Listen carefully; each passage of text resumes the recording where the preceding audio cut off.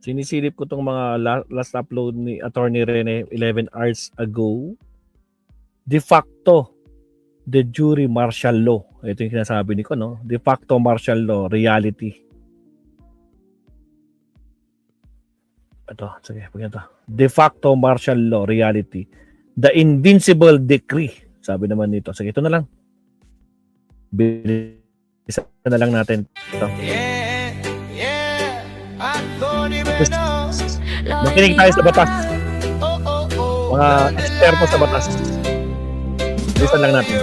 Pastor. Buenos dias, buenos tardes, mga amigos, mga amigas, sa aking mga kayubi sa Usapang Batas sa DZXL News. Magandang araw po sa inyong lahat. Ako po ang inyong lingkod, Attorney Rene Bueno. Ngayon po ay meron po tayong tatalakayin tungkol sa sinabi ni Congressman Leandro Leviste ng 4th District of Batangas. Sinabi niya na ang ating bayan daw po, no? Ang Pilipinas daw ay nasa ilalim ng de facto martial law. Ang Pilipinas ngayon ay nasa ilalim ng de facto martial law. Hindi man deklarado, pero nararamdaman. Yan po ay binanggit niya noong Enero 26, no? Taong 2026. Kahapon lang yan. Sinabi niya na bagamat walang opisyal na ipinag-uutos na martial law. Shout out, Kat, Jonas, shout out. Ang mga mamamayan. Ang mga epekto nito. Tulad ng takot na daw yung mga kritiko sa gobyerno dahil sa mga kasong na isinasampa laban sa kanila. Yung mga nakikritiko sa gobyerno.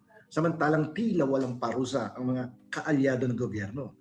Kaya ako madalas din naman ako mag-criticize sa Marcos administration. Pero hindi destructive, but it's more on the constructive way of criticism. Hindi naman kami natatakot, kami mga nakikriticize. Kaya na kasi pag nag-criticize ka, ilagay mo sa ayos, hindi katulad mo o katulad ng mga ilang against kay Bongbong at sa kanyang administrasyon na talaga naman sukdulan ang paninira sa mga pulisiya nito. Pangalawa, may mga batas daw na ipinapasa na walang sapat na talakayan. So sana ginawa niyang specific at wag generalize ang pagsasabi ng mga ganitong akusasyon. May mga hinala daw na pinagsasamantala ng pondo ng bayan tulad ng pagbabayad sa mga press, sa mamamahayag, sa mga influencer, blogger at mga grupo para magkalat ng maling impormasyon. Sino kaya yon, no? At parang baligtad, no? Parang yung mga isang grupo ang ganyan na nagbabayad no? Para magkasik ng mga maling impormasyon. So sabi niya, kinukumpara niya ang kasalukuyang panahon sa panahon ng dating Pangulong Ferdinand Marcos Jr. na kung saan na halos pareho daw, no? At kaya kailangan daw na labanan, no? Yung mga ganitong klaseng pang-aabuso sa kapangyarihan o sa kapangyarihang ipinagkatiwala ng bayan dahil talamak daw ang katiwalian sa kasalukuyang administrasyon and even comparing it with the administration of Ferdinand Marcos Sr. So talakayin natin ano ba yung de facto na gobyerno.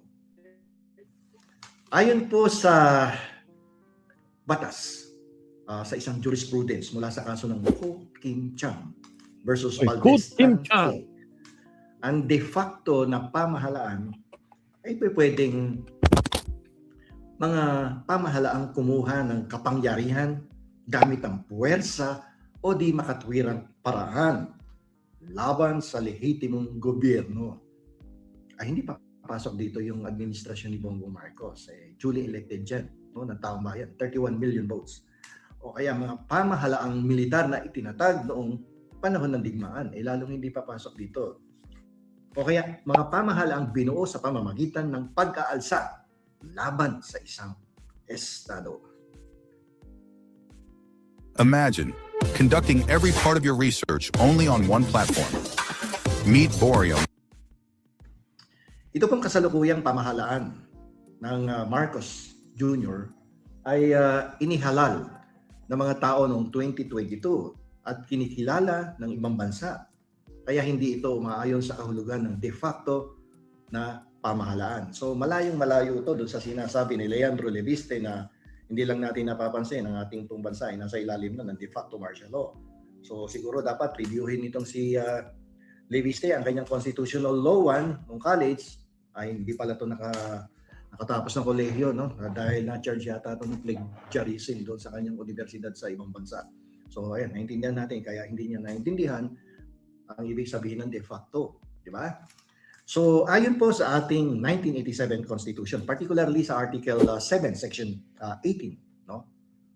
Maaari lamang ipag-utos ng Pangulo ang batas militar kung may pagsalakay o paghihimagsik at kung kailangan ito para sa kaligtasan ng publiko.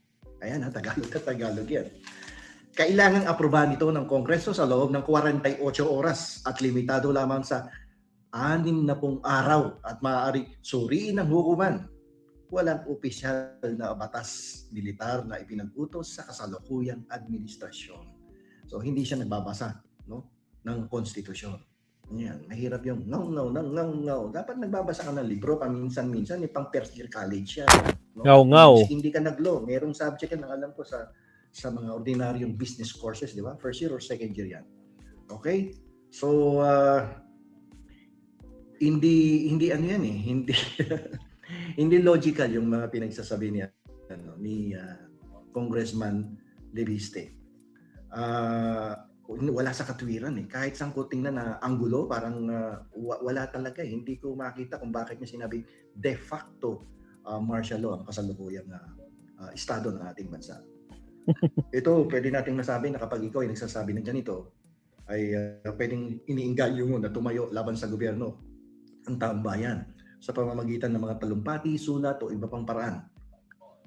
Ngayon, kung ang kanyang mga pahayag ay ituturing na nanghihikayat ng kaguluhan o nagpapahina ng otoridad ng Estado, pwede po siyang maparusahan ng mahabang pagkakakulong hanggang, pero wala na to sa ating batas eh, hanggang sa kamatayan.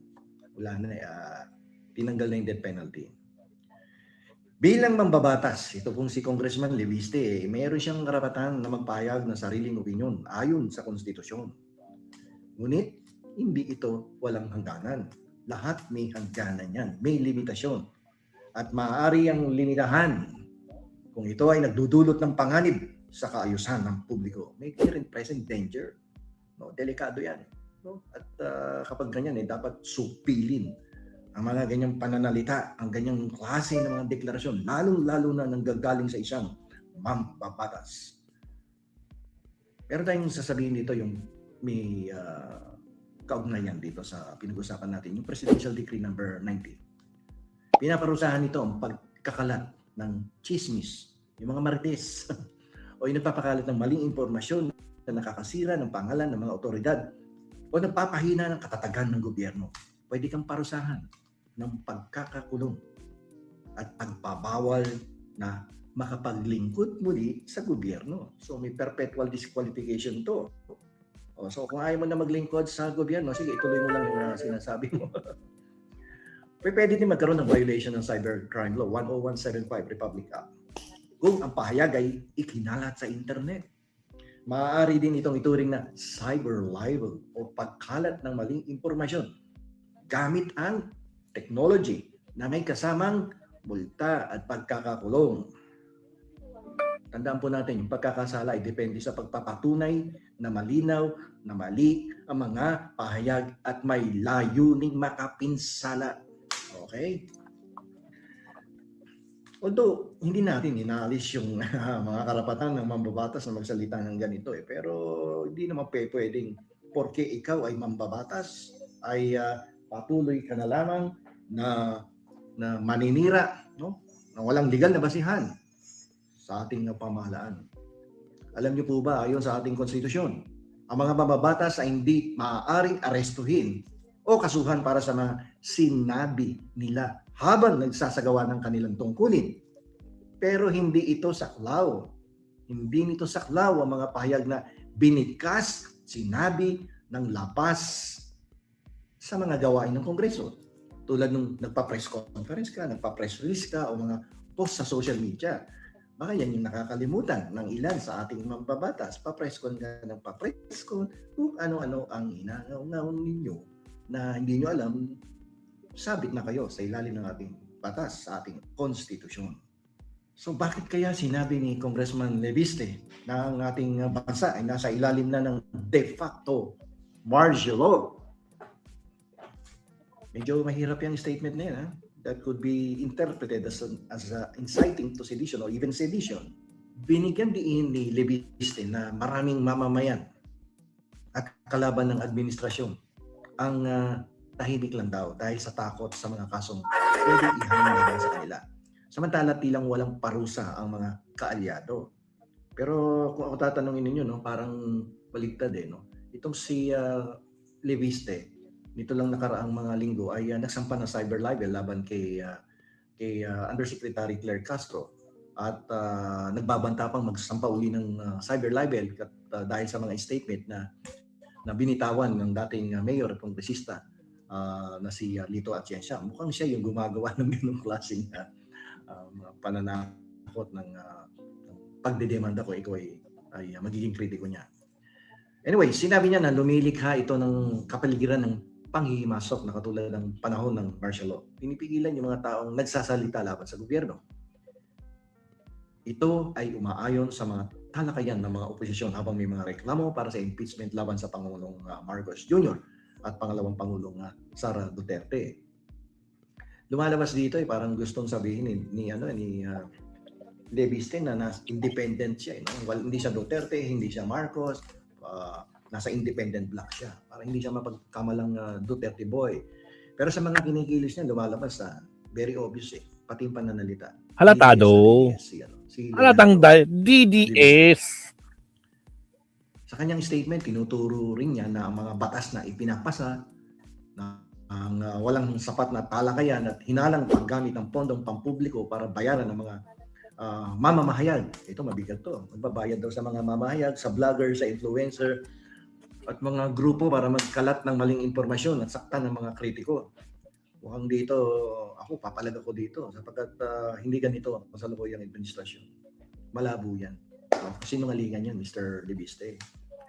Ayon kay Congressman, binabawasan ito ang mga prosesong demokratiko dahil kinokontrol nila ang mga balita at binabawasan ang pagkakataong makakuha ng tamang impormasyon ng mga tao. Mga bagay na inuugnay niya sa mga paraan ng pagsugpo sa impormasyon noong panahon ni Marcos Sr. Pero sino ngayon ang mga nananakot? Sa mga vlogger, even sa lawyers na nagiging kritiko ni Congressman Leandro Leviste na tinatakot ng kasong cyber libel kapag siya ay napupuna. Di ba siya yun? Hindi naman yung administrasyon ni Bongbong Marcos. Wala nang dinidemanda si Marcos ng mga journalist, vlogger, influencer. Di ba? Mukhang sarili niya, pinatutungkulan niya. Itong pahayag ni Leviste nito ay may layunin din na makakuha ng suporta mula sa mga tao para sa kanyang pagsisikap na labanan ang katiwalian at proteksyonan yung kanyang, para sa akin, mabigyan ng proteksyon yung kanyang pansariling interes. Hindi ito talaga tunay na pagmamalasakit sa bansa at sa taong bayan. May pinagtatakpan siguro ang nasabi ni kongresista sapagkat siya ngayon ay sasailalim sa isang investigasyon mga ilang araw mula ngayon diyan sa House of Representatives tungkol dito sa solar para sa bayan, sa Solar Power New Electric Corporation, sa Solar Power Holdings Incorporated type or corporation at iba pang solar companies na siya po ang majority owner. At medyo komplikado na at mga nagkakabuhol-buhol na mga statement ni Congressman Leviste kung kaya't napupunta siguro siya sa ganitong sitwasyon na minsan sabi nga ni Ping Lacson, huwag bara-bara bata. Kaya ganyan ang nangyayari na nagkakabuhol-buhol ang mga statement at wala ng direksyon, kontrapartido na bawat isang statement At noong una sinasabi mo, you divested yourself of the shares in Solar para sa Bayan, sa Solar Power NEC, Solar Power Holdings, pero lumalabas lately na hindi pa pala totally divested ang iyong sarili sa mga shares of stock sa mga kumpanyang nabanggit. So malabo na iba-iba na yung sinasabi at ngayon naman na de facto martial law. Abay kung re-reviewin ang 1987 Constitution, you cannot see there anything that would show na itong present administration is under a de facto martial law, itong pamahalaan natin, itong bansa natin. Kung ito ay maituturing na de facto as na nasa ilalim na de facto martial law. Napakalabo. Wala kang makita kahit isang elemento ng de facto martial law. Okay? So yung mga humiling na ipaliwanag ko kung ano yung de facto martial law, no, sa ilalim ng ating saligang batas. At sana naman nakapulot kayo ng konting kaalaman dito sa aking paliwanag. So dito na lamang po, ito po muli ang inyong lingkod, Attorney Rene Bueno. Attorney Bueno, law and the learn the law, know your rights. Salamat, Attorney Rene Bueno. Nako, may de facto. Baka impacto, Sir Leonardo. Naspak man nun. O siya mga absat, it's already 12 midnight, 12:07. Time to sleep kasi maaga-aga na naman tayong lalarga mamaya.